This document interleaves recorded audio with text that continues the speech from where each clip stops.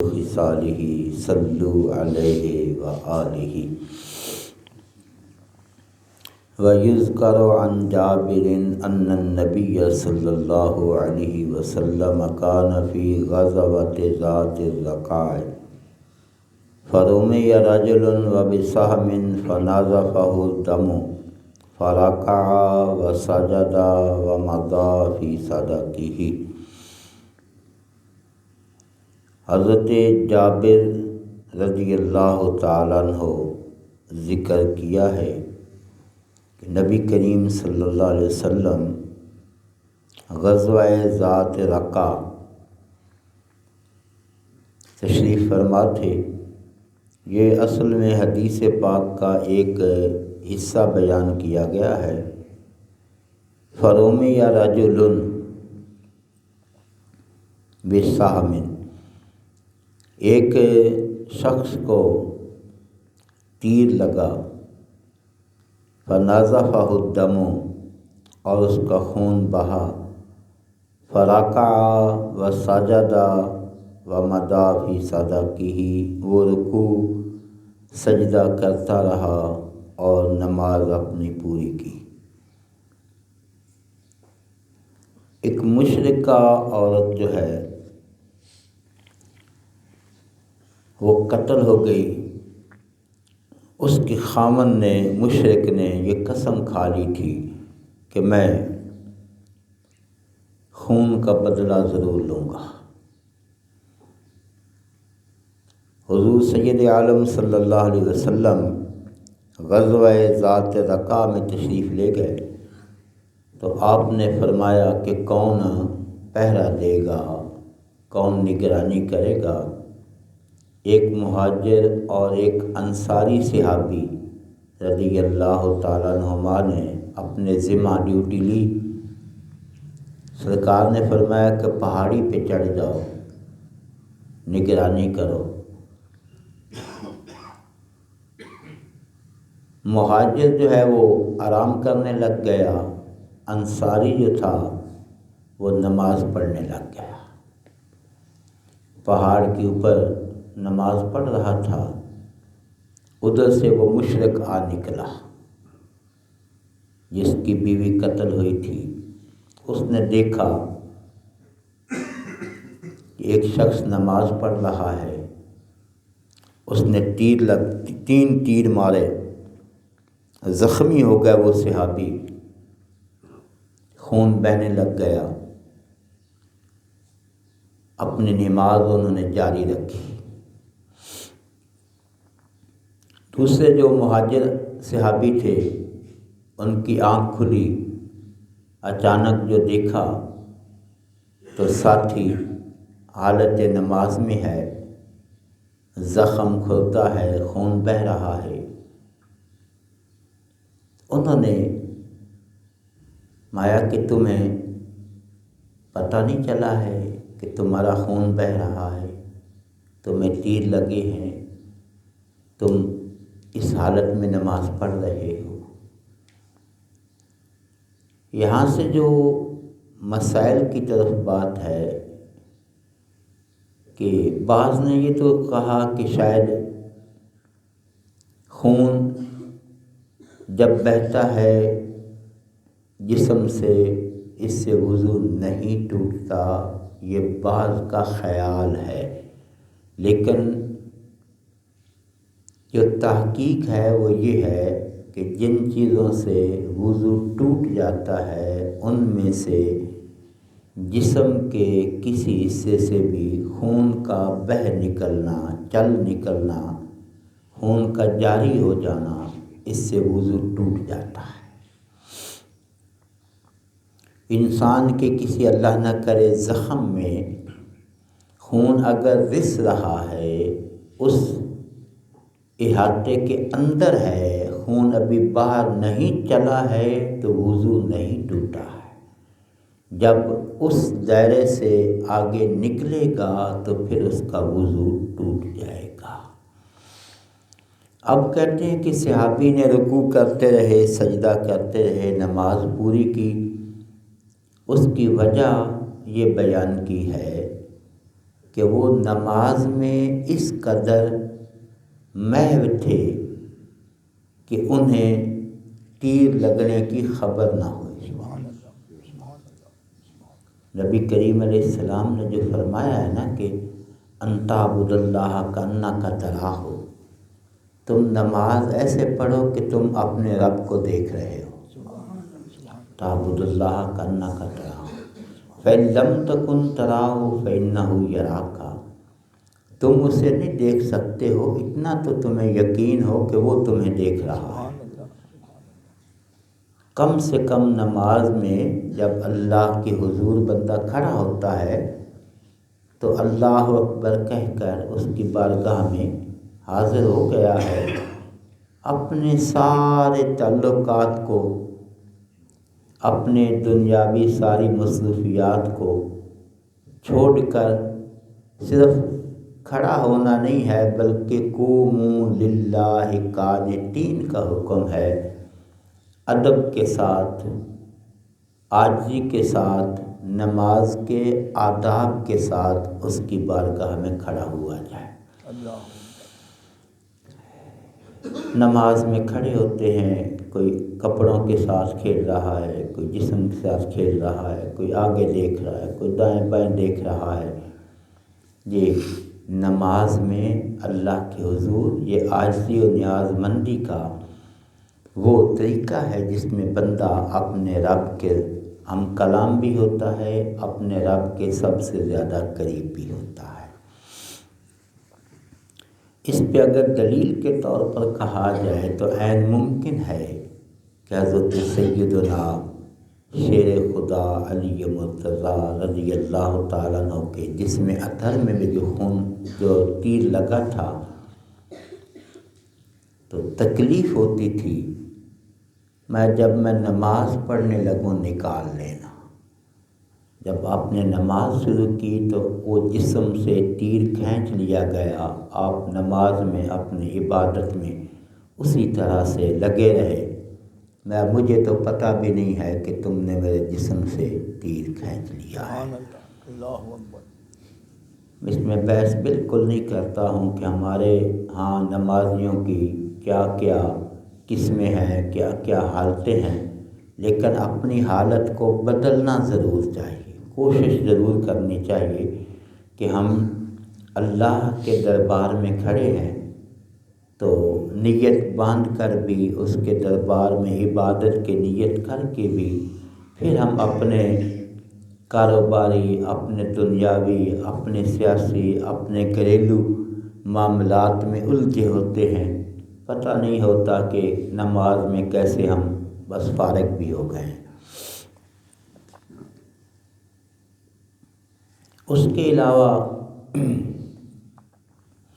انسان کو اگر نکسیر آتی ہے اس سے بھی وضو ٹوٹ جاتا ہے، نکسیر آنے سے بھی وضو ٹوٹ جاتا ہے۔ اور اس کے علاوہ اگر جو قے ہے، الٹی جس کو کہتے ہیں، وہ اگر آتی ہے، زیادہ آتی ہے، خاص طور پر رمضان شریف بھی آ رہا ہے، اگر زیادہ آئے تو وہ معدے سے آتی ہے، اس سے وضو بھی ٹوٹ جاتا ہے، اس سے روزہ بھی ٹوٹ جاتا ہے۔ اگر متلی آتی ہے اس کے ساتھ روزہ نہیں ٹوٹتا ہے، نہ ہی اس کے ساتھ وضو ٹوٹتا ہے۔ اگر وہ معدے سے آتی ہے، زیادہ آتی ہے مقدار میں، اس سے وضو بھی ٹوٹ جاتا ہے اور اس سے روزہ بھی ٹوٹ جاتا ہے۔ لیکن یہ روزہ ٹوٹنا جو ہے نا، اس میں یہ ہوتا ہے کہ وہ روزہ اس کی قضا ضرور کرے گا، لیکن یہ نہیں ہے کہ اب ٹوٹ گیا تو اب سارا دن کھاتا پیتا رہے۔ ہاں جی، اگر ایسا کرے گا 60 روزے اسے پڑ جائیں گے، پھر روزوں کا کفارہ پڑے گا اس کو۔ روزہ ٹوٹ گیا ہے الٹی کی حالت میں، لیکن وہ روزے کی قضا کرے گا۔ اگر کھانے پینے لگ گیا کہ روزہ میرا ختم ہو گیا ہے تو پھر اس کو 60 روزے پڑیں گے۔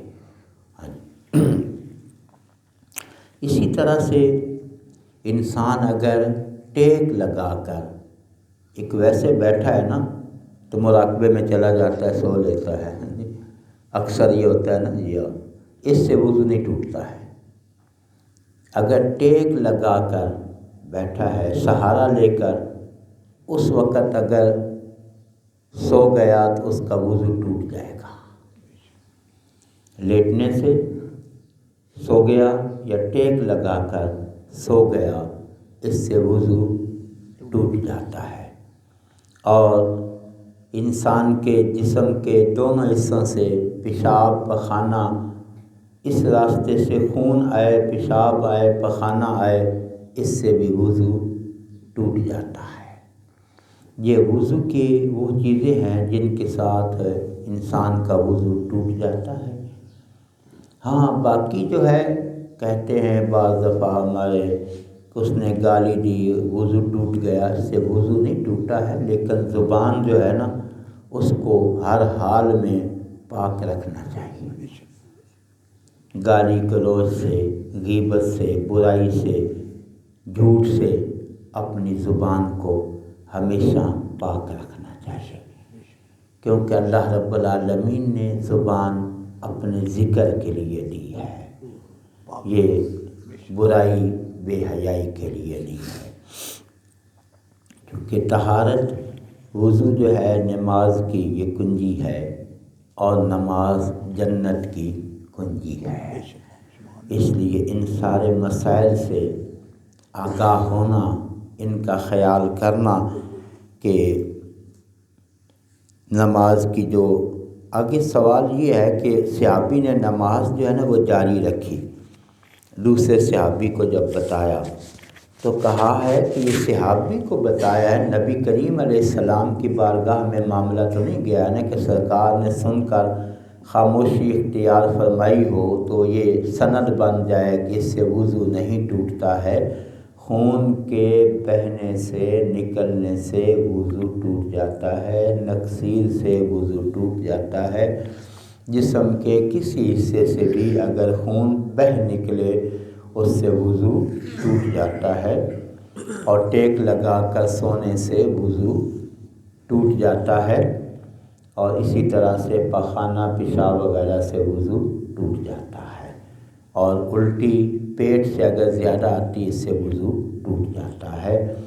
تو اللہ تعالیٰ جل وعلا شانہ ہمیں دین کو سمجھنے کی، یہ اللہ کا خاص احسان ہے جس نے قرآن کریم میں ذکر فرمایا ہے کہ یہ اللہ کی مہربانی جس پہ ہوتی ہے اس کو اللہ دین کی سمجھ عطا کر دیتا ہے، وگرنہ تو سارے مفتی ہیں جس کو نے کہا جدے دم تے ہاتھ رکھو وہی جناب دس دے گا کہ میں کون ہوں، سارے مفتی، لیکن وضو تک پتہ نہیں ہے، نماز کا طریقہ پتہ نہیں ہے، لیکن جہاں بیٹھتے ہیں دین کے معاملے میں بغیر کسی تحقیق کے، بغیر علم کے دین میں بیٹھنا اپنے لیے بہت بڑا نقصان ہے۔ دین کو سمجھیں، پڑھیں، سمجھیں، یہ اللہ تعالیٰ کی عطا ہے، اس کی مہربانی ہے، اس کی رحمت ہے، جس کو وہ چاہتا ہے اپنی اس مہربانی سے وہ نواز لیتا ہے۔ اللہ تعالیٰ ہمیں بھی قرآن پاک اور حدیث پاک کو سمجھنے کی، اس پر عمل کرنے کی، خاص بات ہے عمل کرنے کی۔ آپ جس کو بھی کہتے ہیں مجھے پتہ ہے، لیکن عمل کی دنیا میں ہم بہت پیچھے ہیں۔ پتہ ہونے کے باوجود میں کسی چیز کا ذکر کرنے لگوں بات بڑی طویل فہرست لمبی ہو جائے گی۔ سب کو پتہ ہے کون کون سی چیزیں حلال ہیں، کون کون سی حرام ہیں، ہاں جی، کن کن سے اللہ اس کے رسول علیہ السلام نے منع کیا، پتہ ہونا، اور کن کن کاموں کا حکم دیا ہے، لیکن ہم منہیات سے رکتے نہیں ہیں، اور جو ان کے احکامات ہیں ان پہ عمل نہیں کرتے ہیں۔ اس کے باوجود بھی ہمیں پورا یقین ہے کہ ہم جنتی بھی ہیں، سبحان اللہ، ہمیں بڑا پتہ ہے کہ ہم پکے جنتی ہیں، عمل بے شک کریں نہ کریں، ہمیں یہ اپنے آپ پہ بڑا گھمنڈ ہے کہ نہیں، اپنا عبادت پہ ہے لیکن اللہ کی رحمت پہ ہے، ہمیشہ اس کے عذاب سے ڈرتے رہیں، اس کی رحمت کی امید میں کہ مہربانی کرے گا، اس لیے کہ بس بخشا ہی جانا ہے یہ بات۔ لیکن آخری بات یہ ہے، وقت ہو گیا ہے، اچھا گھڑی بھی خیر وہ 7 ہی بجائے جا رہی ہے مستقل ہی، ہاں جی، کہ جو قیامت میں انسان کو افسوس ہونا ہے نا، وہ ذرا غور فرما لیں۔ جنت میں چلے بھی جائیں پھر بھی کچھ لوگوں کو افسوس ہوگا، پریشان ہوں گے، وہاں افسوس ہوگا جنت میں جانے کے بعد بھی۔ کیوں؟ جب دیکھے گا، یہ دنیا کا بھی نظام ہے نا بھائی، کہ میرے پاس یہ اتنا مکان ہے، دوسرے بھائی کے پاس اس سے بڑا مکان ہے، میرے پاس یہ چھوٹی گاڑی ہے، اس کے پاس بڑی گاڑی ہے۔ یہ بڑی کو دیکھ کر انسان کے دل میں آتا ہے نا کہ میرے پاس بھی بڑی گاڑی ہوتی، بڑا مکان ہوتا، بڑا محل ہوتا، نوکر چاکر ہوتے، فلاں ہوتا۔ تو جنت میں بھی عمل کے مطابق وہاں پہ بھی الاٹمنٹ ہونی ہے جی، کوئی نچلے حصے میں، کوئی جنت کو اس سے اعلیٰ، کوئی اس سے اعلیٰ، کوئی اس سے بھی اعلیٰ درجے میں ہوگا۔ جب نیچے درجے والا اوپر والے کو دیکھے گا پھر افسوس ہوگا، کاش کہ میں دنیا میں اپنا وقت ضائع نہ کیا ہوتا، محنت کی ہوتی، آج مجھے بھی یہ اعلیٰ مقام نصیب ہو جاتا۔ جنت میں اعلیٰ مقام کے لیے دنیا میں اللہ نے جس کام کے لیے بھیجا ہے نا، اس سے ہم غافل ہیں، اس سے ہم دور ہیں۔ رب نے اپنی عبادت اور معرفت کے لیے انسان کو دنیا میں بھیجا ہے۔ تو یہ اس کی مہربانی، اس کی کرم نوازی ہے جس کو وہ توفیق عطا کر دیتا ہے۔ اگر نہیں ہے تو کم سے کم 4 آنسو بہا لیا کریں، اس کے دربار میں معافی کی درخواست کر لیا کریں، بڑی مہربان ذات ہے، اس کی معافی عطا فرما دیتا ہے۔ مالک کریم اپنے کرم سے ہمیں دین اسلام پر چلنے کی اور عمل کرنے کی توفیق عطا فرمائے۔ وما توفیقی الا باللہ۔